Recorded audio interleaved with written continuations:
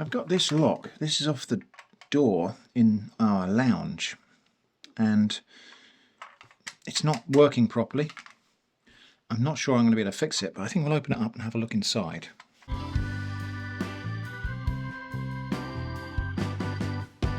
The main reason I'm doing this on video actually is just because I suspect when I open this up something might go sproing and go flying. So actually the reason for videoing this is really primarily so that I can have a hope of putting it back together if it goes boing.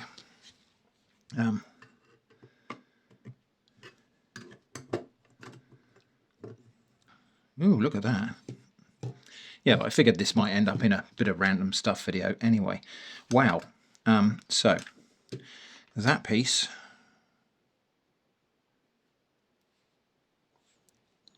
with the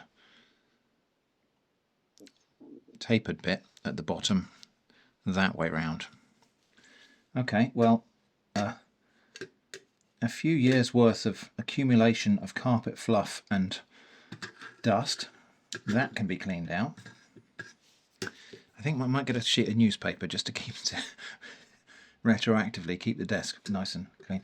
A matchstick, look at that. And another one. I wonder if somebody's stuck those in. That looks like that's part of a repair or something. Somebody's stuck those in there to shim it out or something like that.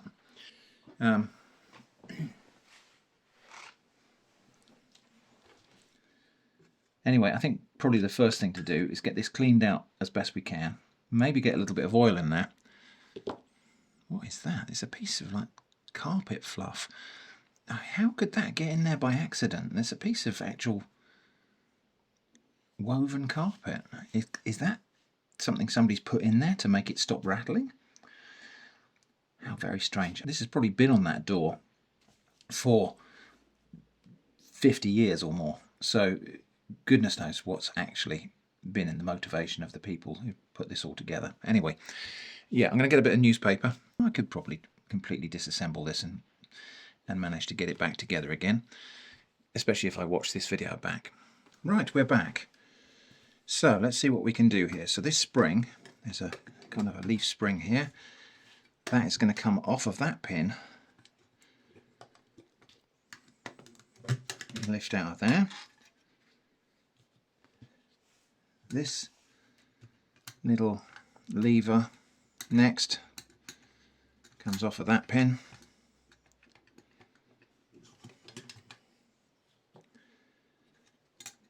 This lever, which is the latch by the look of it, comes off of there. And then does this piece lift out? That's the bit that drives the bolt. And it does look like maybe this faceplate here is a bit deformed and it won't come out. Maybe it lifts out at this end. Yes, so okay, that comes out. And then that comes out. Okay, well that's fairly straightforward. So now, lots of dust in there. Some of that dust looks like metal powder. So it could be that the components of this are just too worn to be able to be put back together, but we'll see. We will see. The bit that probably, this bush thing probably is the most worn component. That looks like it's cast in zinc or something like that. Anyway, I'm going to get this all cleaned up and then we'll put it back together. The cleaning is done and I've given everything a good scrub. Actually, I just use warm soapy water. I haven't got the kind of degreasing cleaning baths that you might see some people use. So good scrub in warm soapy water and then dried quickly before anything rusts. And then a light spray of oil. So that's the pieces in the orientation and order of assembly. So let's see if we can get this back together. So that one goes there. Next, that one goes there. I mean, that does look like it's jamming, but that's the lot. We never really use that bit because we don't have the key. Next, that one on there, and that one on there, and then the spring. And the spring goes in How does the spring go in? Does it go on that one? There, like that? No. Might have to just re-watch that video and see how that spring comes out, but how does it go there? Yeah, just going to re-watch that bit and figure out where that spring goes. Yeah, so actually what that spring does, it hooks, this end hooks onto that little part there. The spring goes up there and it top end hooks into that notch there. That is everything. Now I'm going to put it back together and we'll see if it does, if it works better. Last component is the little screw. Well, I seem to have made that worse. That's the handle. This is a really strange handle. Square drive, but with a thread on it so that these door handles can be screwed on. It feels very strange screwing something onto a square section. Well, it's not even square section, it's really weird. Sort of shamrock section. Anyway, I've made it worse. It doesn't move at all now. So let's open it up again, see if we can figure out what's going wrong. Is it possible that some of that fibre material in there was actually in there by design? That the fibre stuff was maybe in there to make things move? I don't know. Let's have a look and see. So that bit, oh I see, no, actually I think I've just, oh I see, that just needs to go in there like that. That's better. Okay, let's try that. Okay, yeah, there we go. Still a bit sticky, but we can spray a bit of something in there, a bit of thicker oil maybe, just into there, and get that working. Yeah. Okay, now that I know that works, I'm going to take it all apart again, because this front plate needs a bit of a clean up. So I'm going to take this all back down. I'll wire wool this residual paint off here, just try and clean that up a little bit, then mask off the brass, prime it and spray it with nice fresh black paint. So this part now, this disassembly should be a breeze because I've just done this, it's fresh in my head. I should be able to do this almost with my eyes shut. And this time I will lay out the pieces in the exact orientation and order. Well, I did that last time, but I had to then take them away and wash them. So, okay. So yeah, we'll give that a scrub up. I mean, I think it was probably gloss japanned when it was new, but I think we'll maybe go for a nice matte black on the outside.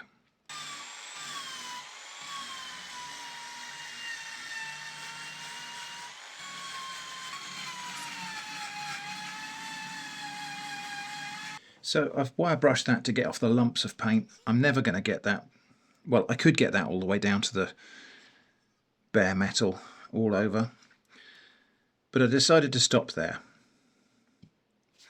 So when I spray that, it's not going to look perfectly even, but that's not necessarily a bad thing. This is an old house.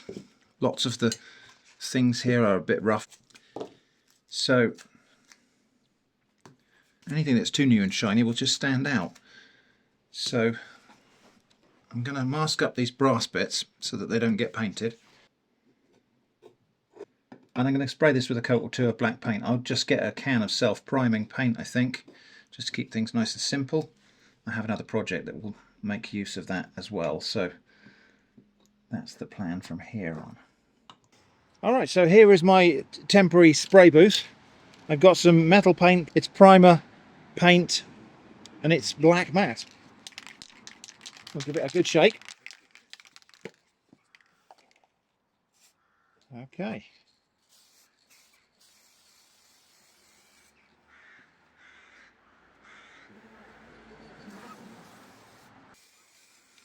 Might come back for another coat a bit later, but looking good already. Okay, there it is with the paint fully dry. That's only one coat actually, and I think that's probably enough. All we need to do now is remove this masking tape.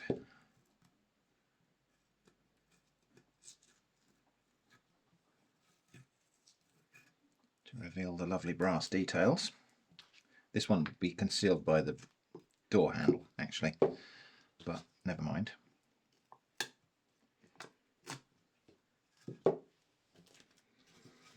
Ah, that looks quite nice considering where we came from. Yeah, you can still see the blobs of paint underneath. I could have sanded that completely flat, but like I say, I think it needs a little bit of unevenness just to make it fit in. Now, this is a bit worn on the inside here, and I have a feeling this lock is just going to have a slight tendency to bind on this corner of the metal. So I could file that bit down there, but I think what I'll actually do, so that's that piece. So now it's just a case of reassemble it as it was. Now it did occur to me while I was doing all of this that one possible reason for that piece of fluff, which we found here, we found it right in here, that piece of carpet fluff we found was exactly the size of the keyhole. So I think somebody at some point stuck a piece of carpet in there to try to mitigate a draft coming through the keyhole, which seems like a strange thing to do, but, and it must have been a cold room if they were down to the point of needing to block a keyhole.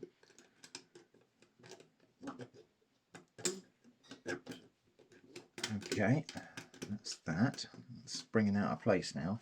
Why is it doing that? Okay.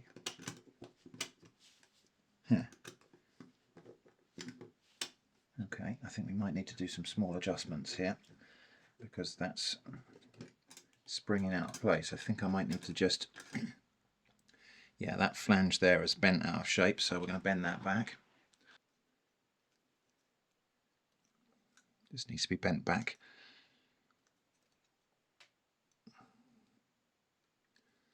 Okay, I bent it ever so slightly the other side of 90 degrees, but I think we'll just also just have a little spray of lubricant in there. Now, WD-40 is probably not the right lubricant for very fine locks, but this is a pretty coarse mechanism in here.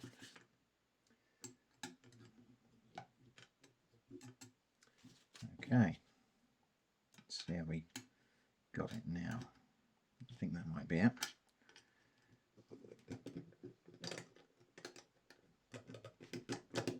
There we go. And then that piece there is the last piece of the puzzle. The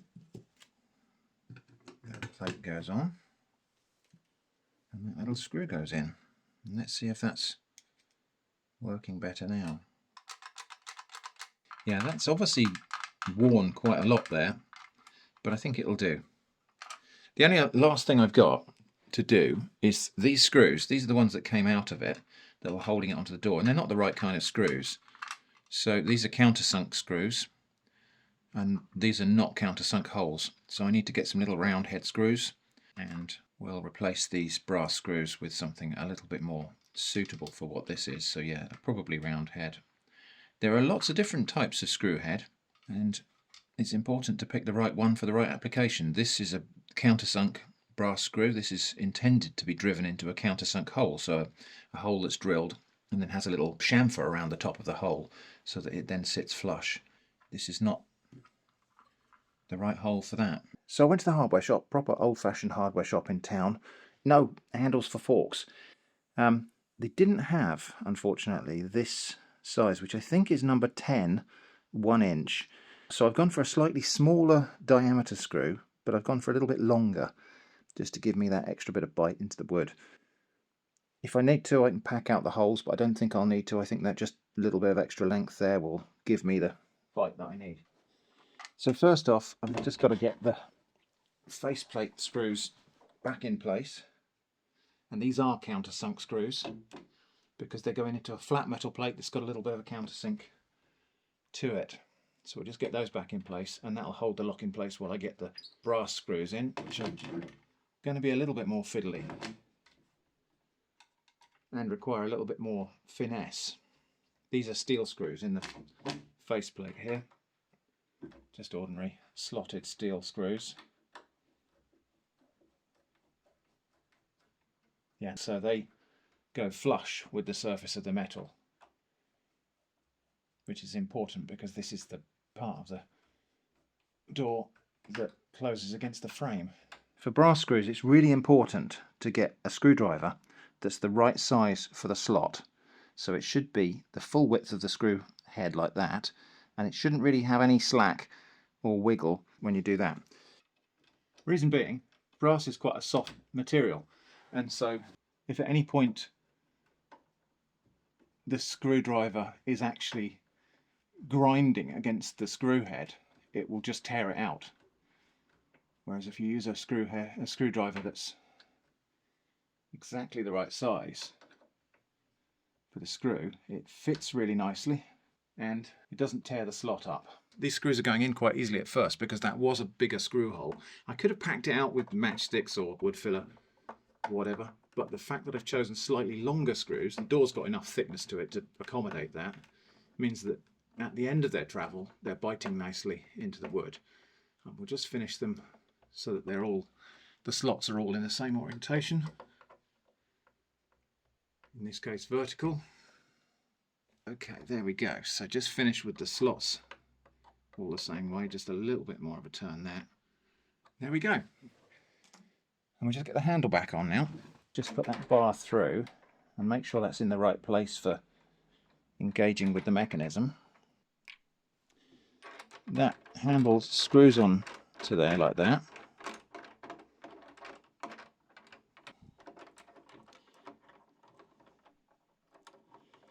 That one I'll tighten up on that side, and then this handle screws onto this side.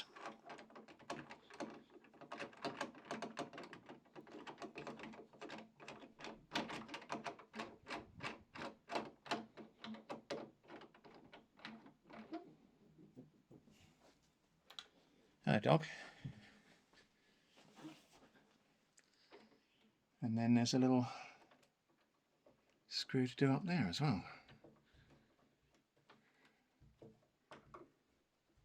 Okay, so there we go.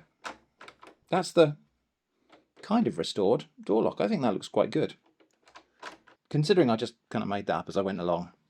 I'm going to make some split pea soup using yellow split peas. Also butternut squash. I've got a bit of butternut squash left I need to use up. And I've got some of my homemade turkey stock. That's the stock that I made from that Christmas pie video. This is stock made from that turkey bone. An onion, some of my Spanish thyme. And it's normal to cook split peas with ham, like a ham hock or something like that. But I'm going to put a bit of chorizo in mine. We're going to cook this all in the pressure cooker, but I want to caramelise the onion first. So a little bit of oil in a pan. Not even going to bother to wait for that to heat up. Onions straight in there. And I'm just going to gently cook those until they brown and caramelise to give them a bit more flavour. Then back over here, this butternut squash, this is just like half a butternut squash left over from like a Sunday dinner. I tend to get a big thick butternut squash, cut the top piece off because it's just easy to peel that and chop it up and roast it. And I always end up with this bit with the seeds left in it to use for something else. I'm putting these seeds in the compost today, but you can roast these, salt these, roast them, eat them. If you've got a pet rodent, you can dry them out and feed them to a, hamster or a gerbil, and they'll love that. We've got mice that visit the compost bin, so I imagine that'll be a little winter treat for them. And you can just slice the peel off with the knife, but I'm going to try using the potato peeler today. And some people don't peel butternut squash at all. I think if you're cooking it certain ways, you can leave the peel on. Peel is edible, but I've often found when I tried to cook it with the peel on, I just didn't like the texture of the peel. It goes a bit papery. So anyway, we'll take that off. Not as easy as perhaps it might be because that part of the squash is concave. Anyway, back in a moment when that's all done. Now I'm going to be just sort of winging it today and putting in what I've got. These sorts of recipes are really forgiving for that, but if you want to know The quantities, I'm going to weigh them as I go so that you can, if you want to replicate this exactly, you'd be able to do that. So that is 711 grams of butternut squash. Now what I want is a 3-to-1 ratio of stock or liquid to split peas. This is my turkey stock. It's still a little bit frozen in the middle, but that won't matter. So I've got, well, that's actually a full pint. So I'm going to want about 1/3 of that amount of yellow split peas. And because I'm doing this in the pressure cooker, these can go straight in without pre-soaking. They will cook in about 15-20 minutes in the pressure cooker. If you're going to cook this in a saucepan, you'd want to soak those overnight, I think, and probably boil them for about 45 minutes or until they're tender. So pressure cooker is going to speed that up immensely. So that stock's going to go straight in my pressure cooker, and then I'm going to measure out 1/3 of that amount of split peas. Or actually, because that doesn't seem like a lot, what I'm going to do is do 1/2 pint of peas and then another 1/2 pint of water. So we'll end up with 1.5 pints of liquid to 1/2 pint of peas. So about like that. That's exactly 300 grams, well, plus a bit more, 300 grams of yellow split peas. So that's my stock, my butternut squash and my split peas, and then that extra 1/2 pint of water I was talking about. I'll do metric conversions. I just happened to be working in 1/2 pints and pints there because that was convenient. Metric conversions are on the screen. Some of my Spanish thyme. That's about 1/2 teaspoonful. Lightly caramelized onions. 1/2 teaspoon of salt. And then 75 grams of chorizo, just cut into coarse chunks.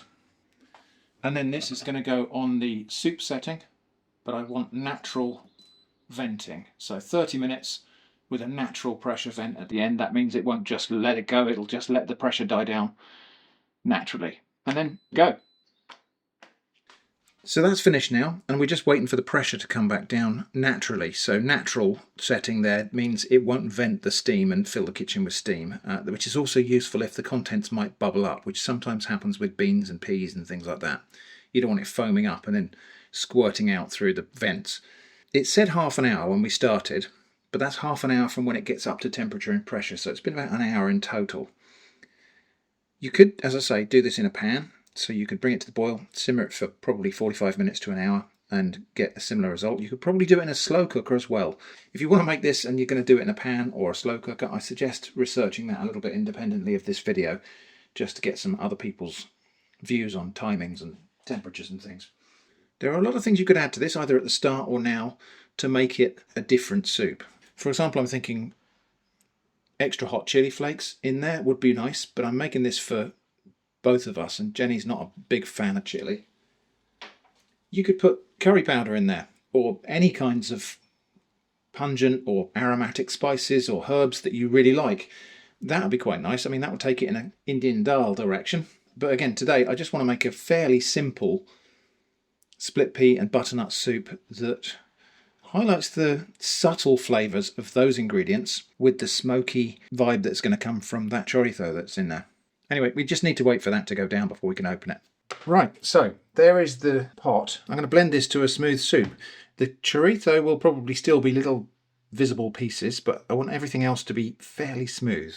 Our old friend handheld blender. I think it's still going to have a little bit of texture. I think that's enough. A little taste for seasoning. It's good. I don't think it needs any additional salt, because I did add some, and also there's salt in that chorizo, so I think that's pretty much all it needs. Anyway, I'm going to let that cool down now, and we'll reheat that later this evening, because I've got some bread that I started. I just made a really simple dough, 500 grams of mixed wholemeal and multigrain flour, a little bit of salt, a little bit of oil, and then 300 ml of liquid, which includes my bloomed dried yeast. That's proving at the moment, so by the time we reheat this soup later today, we'll have some hopefully nice homemade crusty bread. In case you're a regular to the channel, you might notice this is a new handheld mixer. The other one just unfortunately died. This one's particularly good. I'm not sponsored, by the way. It's dual lit, and one thing I really like about it is the flex is coiled up in the base of the mixer. So when you come to put it away again at the end, you just wind that back in, and it doesn't get tangled in the cupboard. Sometimes kneading is quite therapeutic, but if you've got a lot of other things going on that day, the dough hooks work really well. Yeah, that was about the right size, I think. So we'll just get that tin nicely oiled, lump it in there. I don't think this is going to overfill this tin, actually. I think this might be a slightly large tin. Wet the spatula, and I can just push that down into the corners of the tin. Yeah, that's a very large tin for this amount of dough, actually, but we'll see what happens. You might get a nice light proof. The plug just stores in there. That's really neat and tidy, isn't it? So this bread's risen pretty well. I'm just going to gently brush the top with a little bit of water.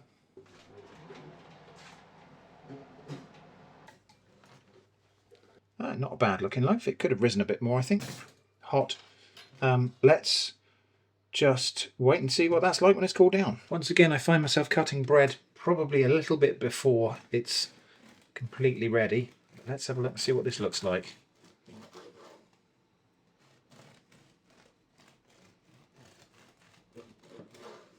Oh, that's nice. Nice, soft, wholemeal and seeded bread. Soup time.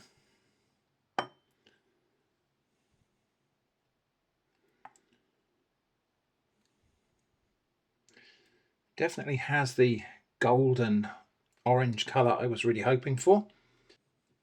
Okay, there's a bit more in the pot to come back with. Now Jenny said she wants some grated cheese on hers, so I'll do it like that. For me, I've got some gochujang that I've just thinned down a little bit, so I'm just going to put a little constellation of those bits. And I've got some sour cream. So again, I think we'll just have a few little drops of that around as well. I'm just going to go and enjoy my soup by the fireside, but a little taste first. Good, and actually with these little not completely mixed bits on top, really nice.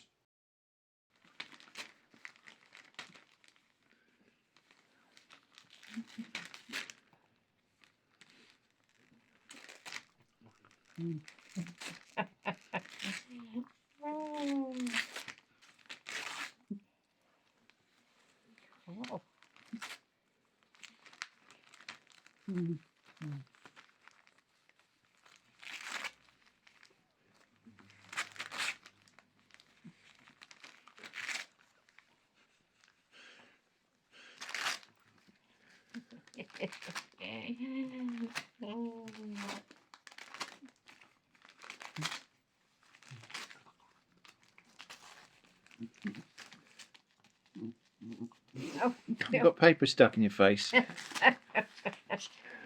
look at that. Cool. Wow. Cool. Welcome to the comment positivity section. Here we're just going to take some interesting questions, fun comments, just things that made me smile perhaps in the comments on the channel. Your nail polish looks nice. How come it's only on one finger? A little over a month ago I bashed this finger or knocked it while I was chopping firewood. There's an unsightly bruise there. So nail varnish, until that grows out, is just concealing an unsightly bruise. At the time of recording this, we've got the Dorset County flag on there. Don't know if you can see that. I'll get a close-up if not. That is St Witter's Cross. On the macaroni cheese Fray Bentos pie video, straight baking the pan causes the surface of the pastry to dry and ablate.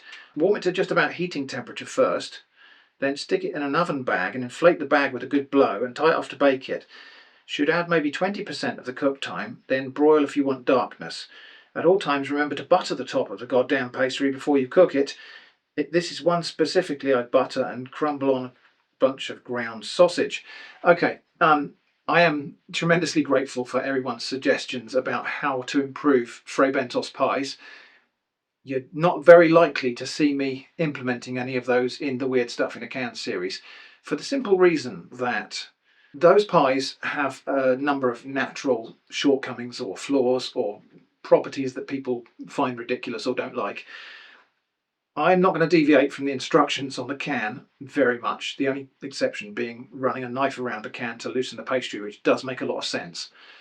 I'm not likely to take any of your other suggestions forward for deviation from the cooking instructions, simply because if I deviate from the instructions at all, what tends to happen is any and all shortcomings in the finished product, including the ones that are just natural because of what it is, tend to get blamed on me.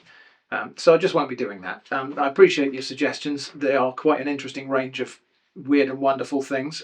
This is one of the more complex and specific ones, but yeah, I appreciate everybody's creativity in suggesting ways that I might be able to improve the Fray Bentos pies in the baking. But the one time I took one of those suggestions really seriously, which was to take the pastry off, it was a complete disaster. It wasn't even my idea, and everybody blamed me for it going wrong. So I won't be doing that again. But do feel free to keep on making suggestions because they are entertaining. This was on Seatown Beach video. It just popped into my head, but I never or seldom see shore fishermen. Is it legal to fish in the ocean there? So yeah, generally speaking, it's legal to fish in the sea and in estuaries without a permit of any kind. That is, casting a line to fish. And if you want to fish with nets, I think you do need some permits and licenses and so on. There are lots of specifications about what you can keep. For example, I think sea bass has to be above a certain size before you can legally keep it. And that's just to preserve stocks of sea bass. So there are all sorts of regulations on what you can take. But generally speaking, if you've got the equipment for rod and line fishing, you can just go to most beaches and fish there. I suppose there might be restrictions if it's a leisure beach, because if it's like Weymouth Beach or something, they don't want lost fish hooks in the sand where people are, where kids are paddling. So bylaws notwithstanding, a lot of beaches you can fish from. Something I probably ought to do more of. I really haven't done much of that in the videos. I've got the kit to do it, and we've got some excellent fishing beaches here. I just don't seem to get round to doing it. So again, on the Seatown fossil hunt video, please put it in your pocket until you find better. The regret is not worth it. Good point. I certainly did regret not picking up that pebble that had the crinoid fossils in it. I wish I'd brought that home. And it was one of the last things I found. I don't know why, but I just felt like when I was on the beach, I felt like, oh, I don't want to take home a rock. But of course it was a rock with some lovely little crinoid specimens in it. And yeah, I regret putting that back. Perhaps I should do a trip to Seatown Beach again soon and see if I can find that exact rock again. I don't know how likely that seems very unlikely to happen because the sea really churns that beach up on every tide. So anyway, I should probably do a Seatown visit where I try to find that rock or one as good as that rock. Anyway, yeah, good advice. A lot of the time I pick something up and think, is it worth keeping that? And I toss it down. Perhaps what I should do is put it in my pocket and at the end of the trip make a decision on what I'm keeping. That is good advice. It must be nice to have a beach nearby. It certainly is. I've lived near the coast my whole life, and I can't really imagine what it must be like to live in a place where that's either landlocked or where you have to make a trip that's longer than a day trip to go to the coast. I'm not sure I'd ever want to move away from the coast. Like I say, I've lived my whole life by the coast and I really enjoy the coast. I love the coast for scenery, for fossils, for beachcombing, for foraging, for just restorative walks along the beach. It's just, yeah, I love to be at the coast. You might have noticed that already from my videos. On the doorbell sign video, cheap magazine paper works very well for the transfer process. Paper from junk mail, not the covers which might be thicker, more card-like, often works great when I etch PCBs. A Sharpie marker works well to fill in any gaps in the design. Yeah, I tried to use a nail art pen and it didn't work very well. The ink flows into the surface better, whereas varnish-like paints tend to sit on top and the etchant finds a way and lifts it anyway. I've been wondering if I could etch a sign for our doorbell, which despite being obvious to my eye and a smart doorbell, people seem to somehow overlook it. So yeah, really good tips there. Thank you for that. I should definitely try the Sharpie thing. In fact, I'm thinking now that I should probably try a hand-drawn design on metal using Sharpies and use the Sharpie as resist, and I could do a lovely scroll work type of design by hand and etch that. I might try that sooner rather than later. The magazine paper, junk mail paper, I'm just a little bit reluctant to put that through my laser printer in case it screws it up. I think risks like that are better taken if it's somebody else's laser printer. like like one at work, and you can just call IT when it breaks and say, I don't know, it's like that when I got here. Yeah, I'm a little bit reluctant to put non-standard things. A lot of other people suggested the peel-off sheets from stickers. So peel all the stickers off and print onto the shiny side of the sticker sheet. I'm just a little reluctant to try that on my own laser printer, just because if it all screws up, I have to get a new printer. But good tips regardless, and thank you for them. And I think sometimes things stick from trying and failing than succeeding the first time. And I think that's true. I think sometimes learning something organically, having a go, understanding and failing, and understanding why you failed, embeds a better grounding of a topic or a technique than just following an exact guide that where somebody else has said this is how to get it right. I think just a little bit of failure in the process gives you a more intimate feel for how the process works and how the process needs to be done to succeed. And I think it just does root a piece of learning a bit deeper than if you just say, if somebody gives you a set of foolproof, fail-safe instructions, which, fine, if you want the result and you only want to do it once, that's fine. I mean, nothing wrong with that. It's just if you want to learn the technique and learn the process and understand the process so that you can perhaps iterate on it or develop it yourself, then I think a little bit of failure is actually a good ingredient in the process. Here's an interesting one. I think it's hilarious you say in your channel description that you don't want businesses contacting you. Reverse psychology? It's not reverse psychology. I just genuinely don't want sponsors trying to get me to promote their products. I don't want to do sponsored segments in my videos. It was fun. I used to do that, and it was fun to get free stuff from manufacturers. It was great. I got a brand new phone for free. Hey, look at this. Lovely to get free stuff. But over time, I think I stopped enjoying the process, and I felt that even though it was free stuff, and even though I always said, no, I will review this objectively and you have no choice over what I'd say about your product, if there's a relationship with the supplier, relationships are things we tend to want to preserve, and you can't be completely objective. Nobody can be completely objective anyway. It's just a thing humans can't do. But I think when there's a relationship involved and you're thinking about the future of the relationship, it's always going to skew the objectivity of the review, at least for me anyway. And so I don't do sponsored or paid reviews. I don't accept free products. I don't really want relationships with businesses, but they won't leave me alone. They won't stop trying. And so, yeah, I've got it on all of my contact channels. Just don't contact me if you're a business, but they still try. So that's why that's there. I don't want businesses contacting me. Anyway, next on the Christmas pie video. So that superb looking meal was just to create leftovers. I mean, it kind of was. And I often do that. I often cook with a view to making leftovers. So, for example, if I'm making a pasta sauce, a bolognese type of pasta sauce, I'll make a big batch of it and we'll eat 1/3 of it, we'll freeze 2/3 of it. The 2/3 might end up going in lasagna, or we might add something else to it and make it into something a bit more like chili, or we might stuff it inside pastry and make little empanadas. But creating leftovers on purpose is a thing I do a lot. And in that particular case, because I knew I was making the Christmas pie, I knew I needed some cooked turkey to go into it, I completely on purpose cooked a roast turkey dinner in order to get the leftovers to use in the recipe. And it's a good way of cooking, I think. In theory, using the oven and hob and heat and washing up and everything less. It's just an effective and efficient way of cooking, because you just end up doing less cooking for the same number of meals. In fact, there are some bits of leftover cooking video, so let's go and have a look at that. It's Boxing Day and I'm making bubble and squeak. This is the leftovers from Christmas dinner. I deliberately cooked far too many roast potatoes and roast vegetables and everything because I really love cooking with leftovers. And so I think the most crispy of the roast potatoes got served up on the plates. And so these are the slightly softer ones, but they'll be perfect for mashing up to make bubble and squeak. So we've got some potatoes, we've got roast parsnips have gone a bit soft as well. I've got some roasted carrots. There were some chestnuts in the bottom of there, by the way, in case you didn't spot those. So we did have roast chestnuts with sprouts and bacon, but those all got eaten. So I've just had to cook a few more of these. These are straight out of the freezer. These are the chestnuts we picked back in October. Link to that video here. Right, that's probably enough of the potatoes. A bit of sweet potato there. Just have that without the skin. So there's a bit of leftover leek and sage stuffing.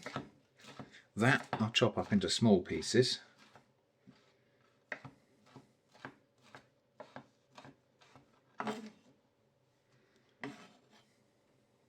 So that lot there is just going to have a bit of a mash before we add the other bits in. Now, this being Boxing Day, we're going to have a bit of curry powder in there. And some of these other vegetables. So we've got some green beans and carrots. I'll just chop those up into smaller pieces so that they can get mixed in. The peas can go straight in. And for me, this wouldn't be bubble and squeak without something brassicaceous in here. Believe it or not, we didn't actually have any sprouts left over from Christmas dinner. So I've put some more now. And those can just be diced up. It's said that the cabbage is the squeak in Bubble and Squeak. I don't know if that's true or not. Bubble is the noise it makes when you're cooking it. Squeak is the noise you make sometime after eating it. I could squish that into patties and fry it, but I'm actually going to bake this just because it's easier. And then I can keep the frying pan free for whatever we serve with this. So pile it into pochette rings like that. And then pack it down. And then lift off the ring. And do the next one. Now, of course, the other thing we could do here is put them on a tray like this and freeze them. And then once they're frozen, they can be taken off of there and put in a bag or a box and enjoy those sometime later than Boxing Day. But I quite enjoy Bubble and Squeak on Boxing Day, so I can't wait. And those are just going to go in the fridge now. Now, reason for making them in advance like this is we'll put them in the fridge, we'll chill them. That will bind, they will continue to stick together like this, and they'll stay in one piece a bit better when they're cooked. Oh, but also, this is just a thing that can be done in preparation. We're going to go out for a Boxing Day walk now, and when we come back, it'll be just easy to throw a meal together.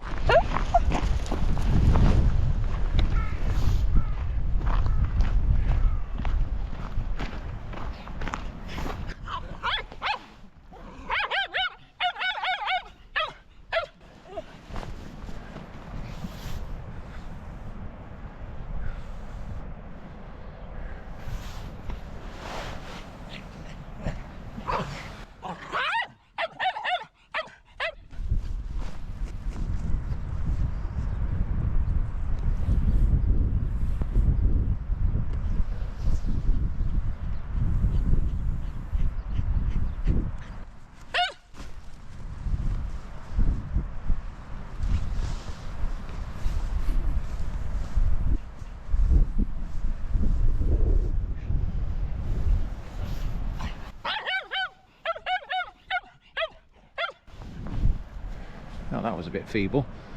Not sure if I was carrying it.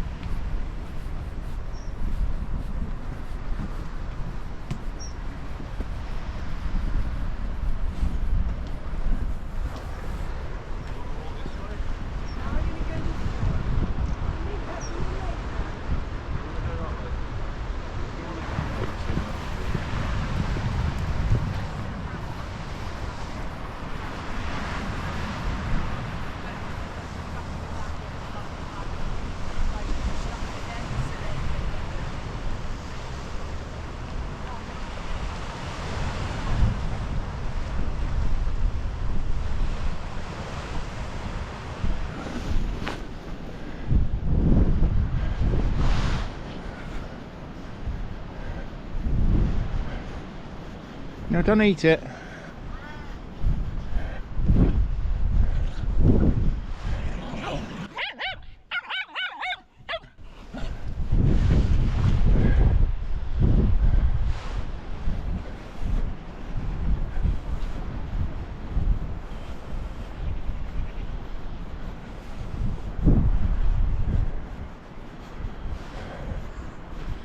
You're supposed to bring it to me.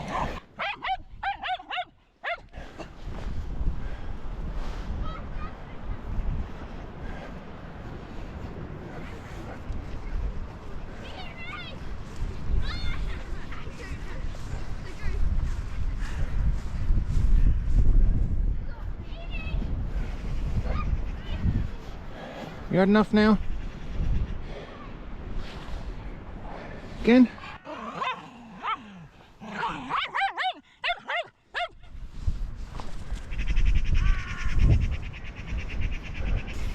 We done now? Right, wait, Eva, stop. The collar's all messed up, it looks silly.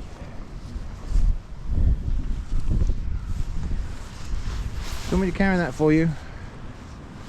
Okay. So, before these go in the oven, I think we could have a little bit of cheese on top. So I've got some mature Gouda.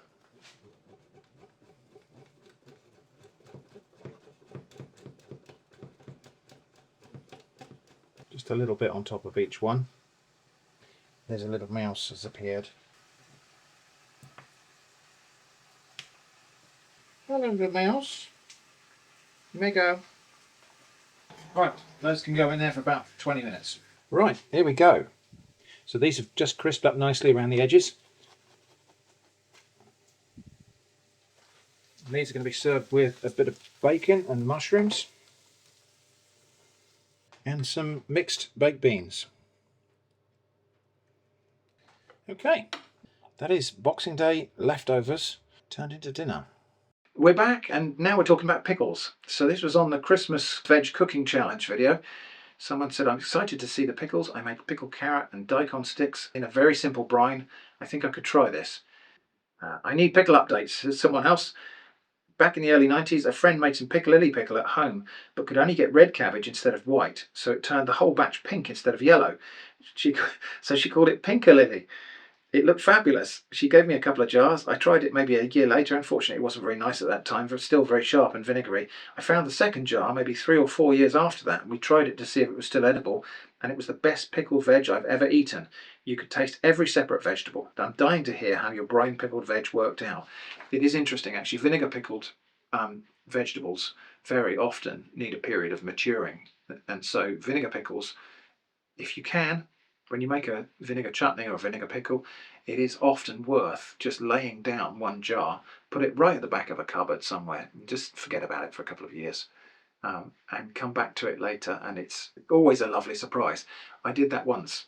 I made a batch of elderberry and apple chutney, and I was using brand new jars that came in boxes of 12, and I made 13 jars of pickle, and I accidentally packed away one of the jars of pickle with the remaining empty jars, and it went away in the loft, and we completely forgot about it until 10 years later. We were clearing out stuff in the loft and we found this box of jars, and I said, hang on a minute, one of these has got pickle in it, and there we go, 10-year-old elderberry and apple chutney, and it was utterly superb.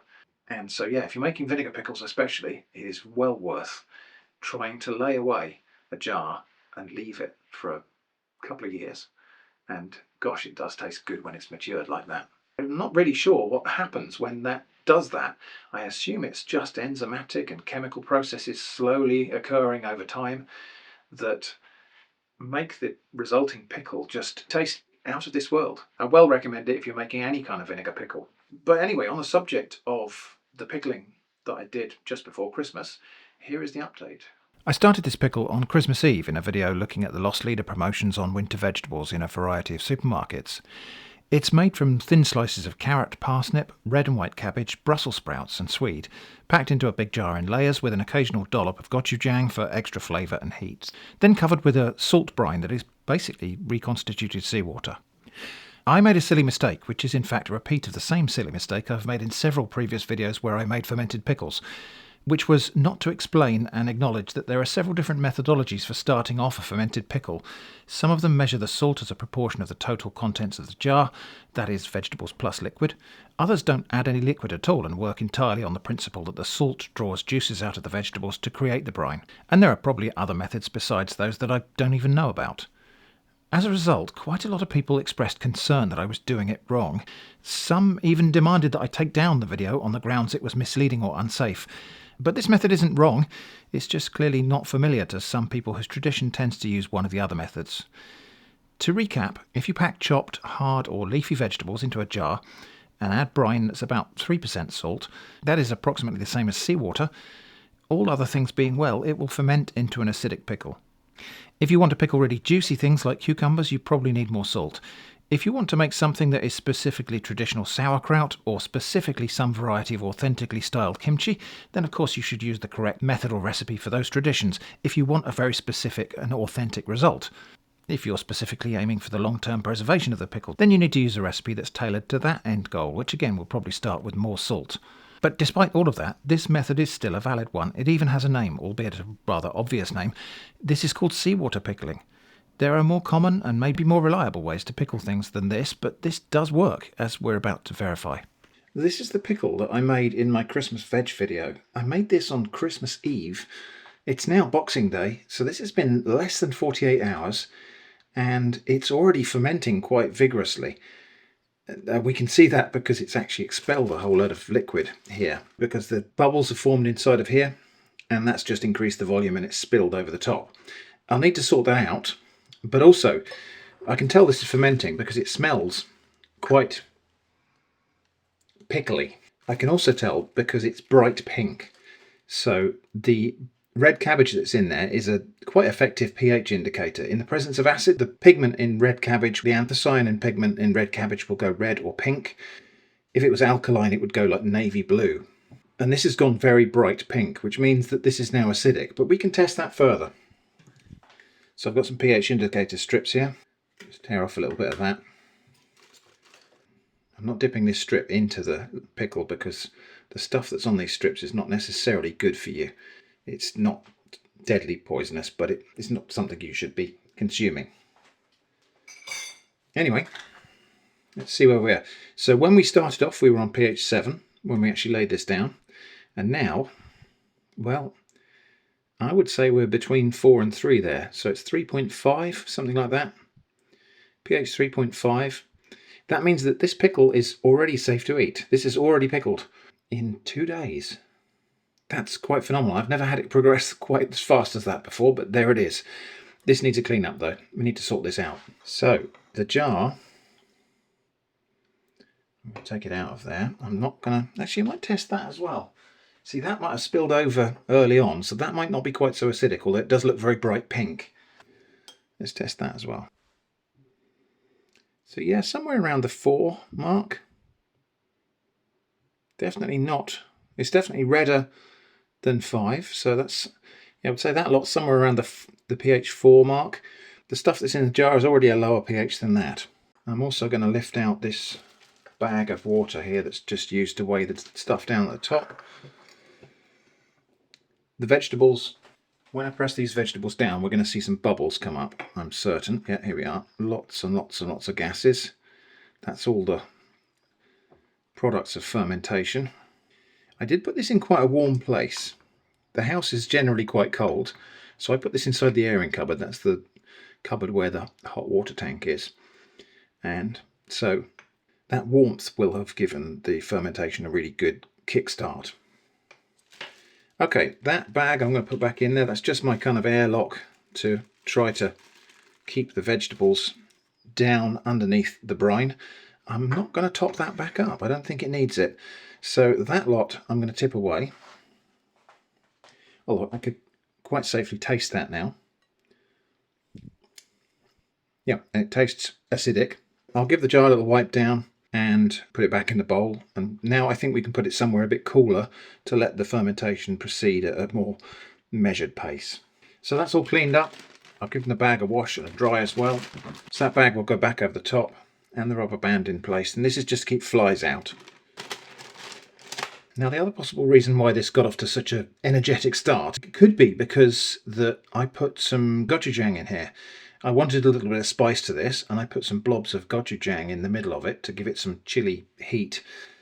Gochujang is, of course, a fermented chili paste, so that may well have acted like a starter culture that really got this kick-started and off to a really vigorous start.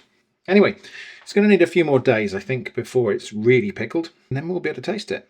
It's the 28th of December, so this lacto-fermented pickle has now been going for about 4 days. Let's take a look. So it's no longer overflowing, so the pickling activity, the fermentation activity, has quietened down a little bit.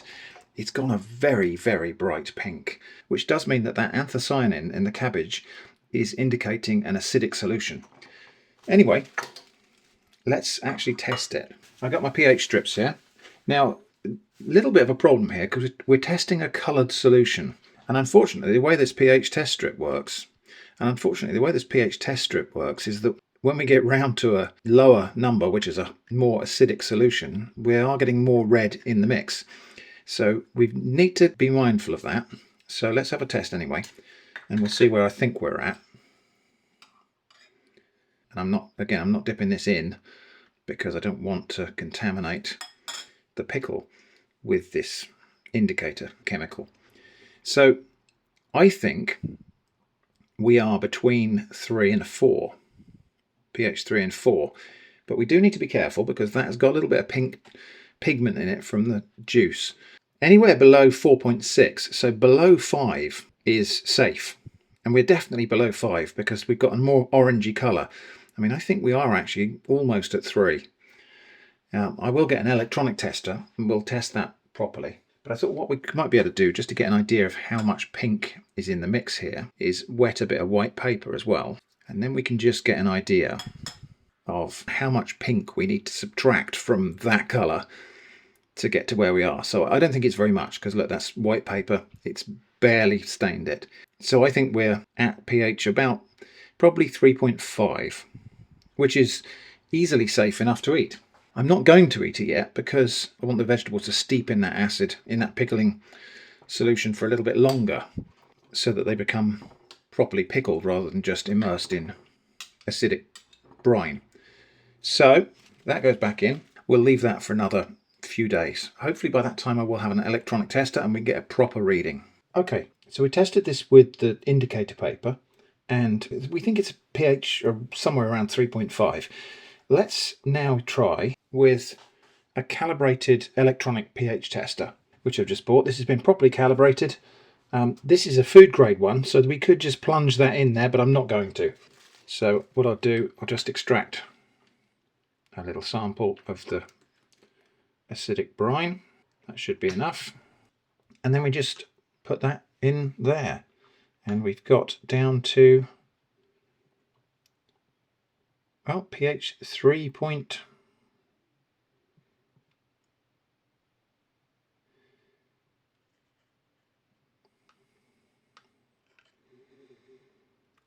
So about 3.3 looks like when it's stabilised.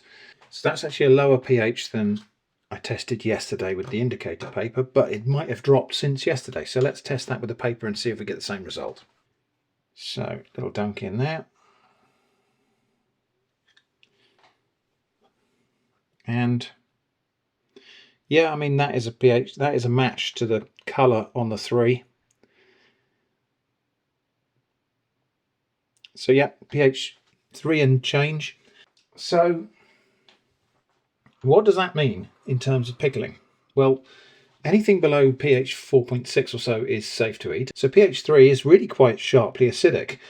And that has been achieved by the action of bacteria that produce lactic acid primarily. There might be some acetic stuff going on in there as well, but primarily lactic acid. The acidity of that lactic acid now means that all of the nasty stuff like E. coli, Salmonella, Clostridium botulinum, all of the food pathogens that people really worry about just are dead in there. They can't survive in that acidic environment. And so this food is now pickled. So we've got pickle. And I'm now very confident that this is perfectly safe to eat and perfectly good to eat. So let's have a little taste.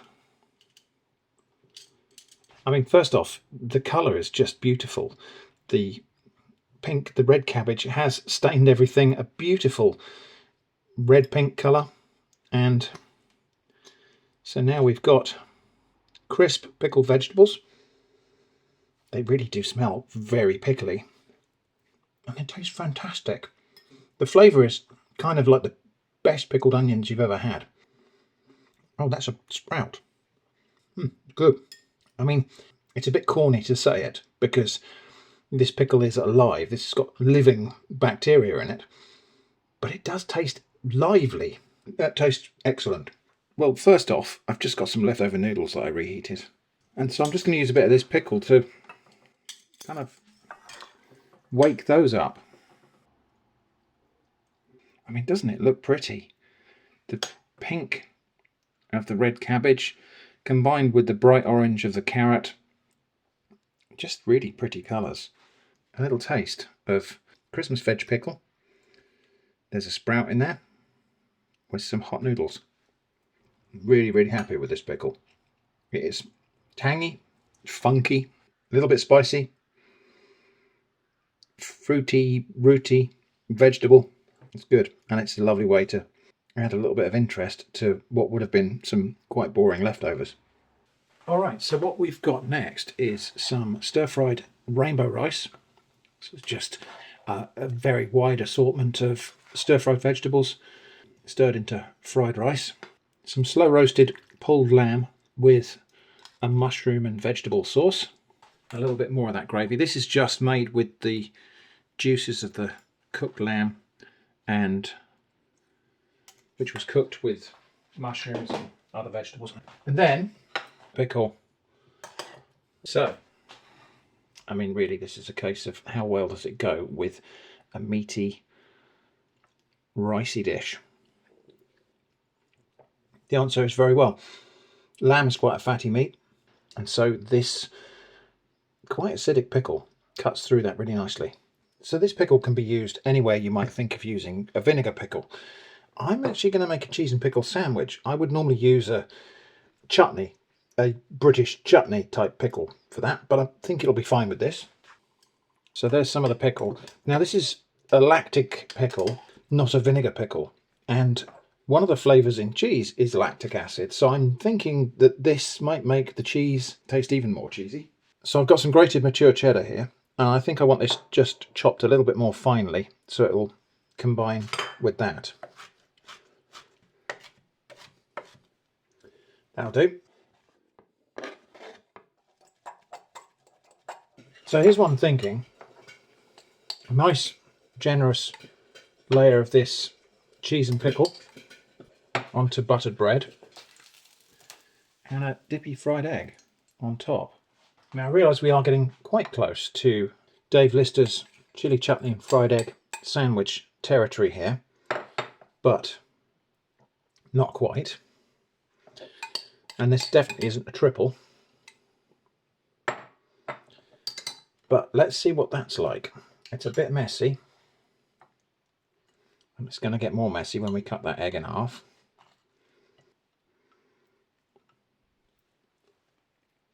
For all it's not a pretty sandwich, the flavour there is top notch. Anyway, hopefully you get the idea. This is a really versatile pickle, and I've really only scratched the surface of what you can do with it.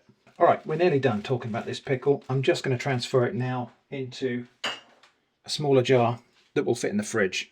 You know, this has been out on the counter, this has been continuing to ferment all that time, but now it's time to actually slow things down. I'll put this in the fridge, which will preserve it for a bit longer, because this is not a long-term preservation pickle, this is just a condiment. So, well, that didn't really work very well, did it? Jam funnel's not tremendously effective there. Let's try it the other way then, and just hold that up to there. Yeah, I think that's probably going to be easier. And just transfer. Obviously I'm losing the layering that we had in the pickle, but that was really only for decorative effect while it was fermenting. Now I will use that while I'm pouring in the brine. Right, now this jar, I think it was originally a sweet jar. That will now go in the fridge. That lid is airtight-ish, but if the pickle produces any gas, that won't explode. That will theoretically last for months like that. If I don't eat it first, it's probably in practice going to last a couple of weeks because I'm just going to eat it. Okay, something slightly sciencey now. I've got some bicarbonate of soda, alkaline, about half a teaspoonful of that in there. Distilled water. I'm using distilled water for this experiment because my tap water here is hard water and that is slightly alkaline. So that's my bicarbonate of soda solution. Just leave that, that will dissolve a bit further. Distilled malt vinegar, acid. Then I've got some of that red cabbage. And this I'm going to chop up. I suppose I could use the hand blender, but I think chopping it into small pieces would be fine. Chop that up reasonably finely so we can extract a lot of the colour from it.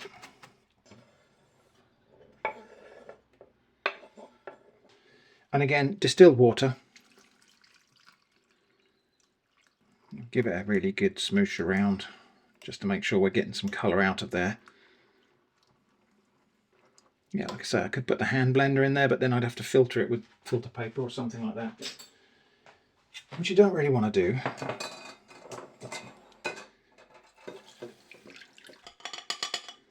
Okay, and there I've got my beautiful red cabbage water, actually the best colour.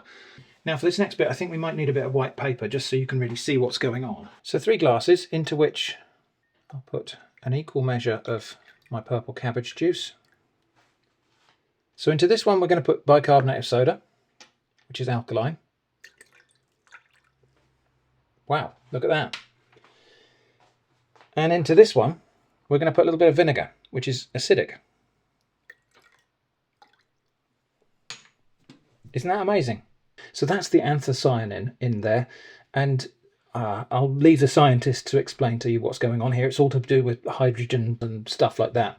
But the anthocyanin chemical in the red cabbage is turned beautifully royal blue in the presence of alkali, or shocking pink red in the presence of acid. So this is an indicator chemical, just like the chemical that those indicator papers are steeped with. We're back again, and now, hi Mr. Shrimp, could you please update us on your wall Pennywort? I'm curious if you were able to get them to grow. Thank you for your videos, they're always a pleasure to watch. Well, thank you for watching. Yeah, wall Pennywort. A couple of years ago I bought some wall Pennywort seeds. Wall Pennywort is a plant, a succulent little plant that's naturalised throughout the West Country, and I think some parts of Wales. Tends to be nearer the coasts. It likes to grow on rocks and stuff, and it's edible. Anyway, here is the update on my wall Pennywort.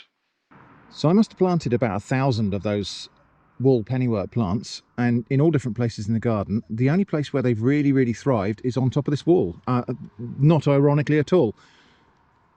This slightly larger one here is one that I did actually plant, so this is one I've observed that survived all the way from a seedling. This one here is self-seeded from that plant, so that plant has flowered and seeded twice now, and this is one of its offspring. As indeed is this. This is another self-seeded one here, and if we wander down this wall I think we'll find, yeah, so actually that one there was one that I planted and has survived, and again this one here is a seedling. Some of these other things that look a little bit similar are not. These are celandine or violets or something like that. So anyway, it does look like it's established on top of this wall, which is great.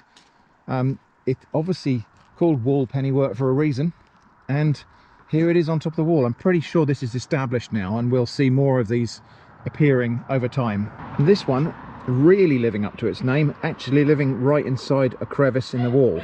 And that one flowered this year as well and set seed. So maybe some of those seeds will find themselves into another little crevice in this wall, and perhaps we'll have some more of that wall Pennywort growing here in its favourite habitat. And we're back again, and finally, I seem to recall you mentioning that your shirts were going to have a floral look in 2025. Are you going to be sticking with those designs for 2026, or can we expect to see brand new designs? Well, we're still in floral mode at the moment. So that's the newest, in fact, that's the newest set of shirts that Jenny's made for me. I'm hoping we'll have a new design of shirt in 2026. There are a couple of factors involved there. One is that it's quite an imposition for me to ask Jenny to make me a batch of new shirts. The material itself is really cheap because we just go and buy duvet covers. And it's a really cheap way of getting shirt material and getting the source material for making the shirts.